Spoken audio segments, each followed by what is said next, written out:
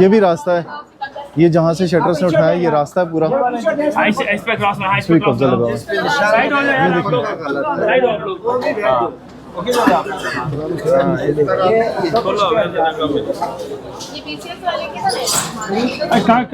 कागर साहब आए ना आगे।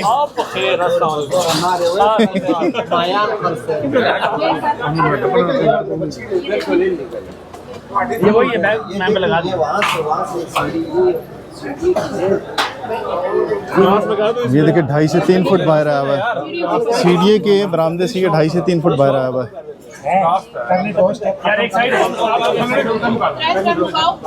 ये देखिए ये सारा।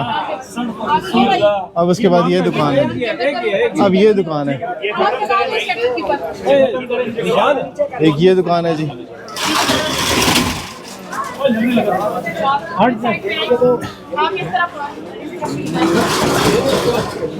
अब ये सब जगह पे आपने देखा होगा कि यहाँ पे सारा पहले किस तरह से सामान पड़ा हुआ था।